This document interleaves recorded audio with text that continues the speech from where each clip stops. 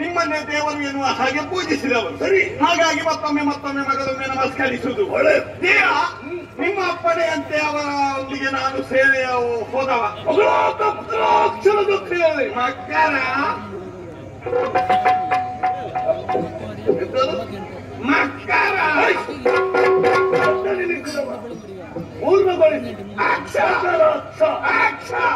ಮಕರಾಕ್ಷನೊಂದಿಗೆ ನೀನು ಕೂಡ ಹೋಗಬೇಕು. ರಣರಂಗದಲ್ಲಿ ನಡೆಯುವಂತಹ ವರ್ತಮಾನವನ್ನು ಸಕಾಲಕ್ಕೆ ಬಂದು ಆರೋಹಬೇಕು ಎನ್ನುವ ಹಾಗೆ ಬಹಳಷ್ಟು ಮಂದಿಯನ್ನು ಕಳಿಸಿ ನೀರೊಬ್ಬ ಬುದ್ಧಿವಂತ. ಎಲ್ಲಿ ಬೇಕಾದ್ರೂ ಹೋಗಿ ಎಲ್ಲೇ ಏನು ಬೇಕಾದ್ರೂ ಮಾಡಿ.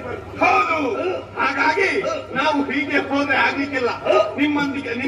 ನಿಮ್ಮಂದ ಒಂದು ಅಪ್ಪಿನ ಪಡೆದಂತಹ ಮಕರಾಕ್ಷ ಹೊರಡುವಾಗಲೇ ನಾವು ಬಂದಂತಹ ಟಿವಿಯನ್ನು ತೋರಿಸಬೇಕು ಎನ್ನುವ ಹಾಗೆ ಟಿವಿ ಆ ವೈರಿಗಳಿಗೆ ತೋರಿಸಬೇಕು ಎನ್ನುವ ಹಾಗೆ ವಾದ್ಯಘೋಷ ನಗಾರಿ ಬೇರಿ ಬಾರಿಸುವುದರೊಂದಿಗೆ ಜಯಘೋಷವನ್ನು ಮಾಡುವುದರೊಂದಿಗೆ ಎದುರು ಕಲಸ ಕನ್ನಡಿ ಹಿಡಿದಂತಹ ಹೆಂಗಸರು ಇವರನ್ನು ಸ್ವಾಗತಿಸು. ಮುಂದೆ ಹಿಂದಿನಿಂದ ಇವರು ಜಯಘೋಷದೊಂದಿಗೆ ನೇರವಾಗಿ ಯುದ್ಧ ರಂಗವನ್ನು ಸೇರಿದ್ರು. ಯುದ್ಧ ರಂಗವನ್ನು ಕಾಲಿಡುತ್ತಾ ಇದ್ದಂತೆ ಕಾಮಿ ಅಲ್ಲೇ ಇದ್ದದ್ದು ಬಂದದ್ದಲ್ಲ, ಅಲ್ಲೇ ಕುಡಿಬೇಕಿತ್ತು. ಅಲ್ಲ, ಕಾಪಿ ಸೇನೆ ಅದಕ್ಕೆ ನಿಲ್ಲಿಸಬೇಕು ಆಗಲೇ ಹೇಳಿಲ್ಲ. ದೇವರೇ, ಎಂತದ್ದು ನೋಡುದು ಒಂದು ಮಂಗವ ಅಲ್ಲ, ಹಲವು ಮಂಗಗಳುಂಟು. ಹೌದು, ಊಟಲ್ಲಿ ಮಂಗ, ನಿಂತಲ್ಲಿ ನಂಗ, ಆಚೆ ಹೋಗುದು ಮಂಗ, ಈ ಕಡೆಯಿಂದ ಬರುವುದು ಮಂಗ, ಮಾತಾಡುದು ಮಾತಾಡುದು ಇದು ಬೆಟ್ಟದಿಗೋ ಲಕ್ಷಣ ಉಂಟಲ್ಲ, ಎಲ್ಲರೂ ಎದ್ದು ಬಂದು ತೋರಿಸೋ ಲಕ್ಷಣ ಉಂಟಲ್ಲ. ಅಲ್ಲಿ ವಿಷಯ ಅಲ್ಲಿ ಮಾತಾಡುದು ಮಂಗ, ಎಲ್ಲಿ ನೋಡಿದರಲ್ಲಿ ಮಂಗ, ರಂಗ ಸರ್ವಂ ಮಂಗವೇ. ಕಪಿ ಸೇನೆಯು ತುಂಬುತ್ತಿರುವಂತಹ ರಣರಂಗಕ್ಕೆ ಧುಮುಕಿದ್ರು. ಇವರು ಮಾಡುವಂತಹ ಯುದ್ಧದಲ್ಲಿ ಇದ್ದಂತಹ ಎಲ್ಲ ಕಪಿ ಸೇನೆಗಳು ಅಲ್ಲಿಗೆ ಧರೆಗೆ ಹೊರಗಿತ್ತು.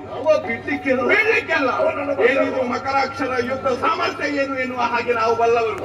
ಆಮೇಲೆ ಬಂದ ಹನುಮಂತ, ಸೋಲಿಸಿತು. ಲಕ್ಷ್ಮಣ ಬಂದ, ಅವನು ಸೋತ.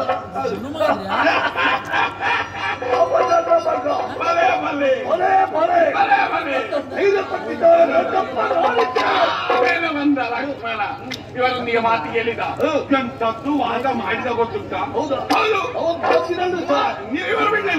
ಇವರು ಬಿಡ್ಲಿಲ್ಲ. ನೀವೇ ತಪ್ಪನ್ನೆಲ್ಲ ಎಸಗಿದ್ದು, ಮೊದಲಾಗಿ ಬಂದವರು ನೀವು, ಎಲ್ಲವನ್ನು ಪ್ರಾರಂಭಿಸಿದವರು ನೀವು ಎನ್ನುವ ಹಾಗೆ ಯುದ್ಧ ಮಾಡಿದ್ರು.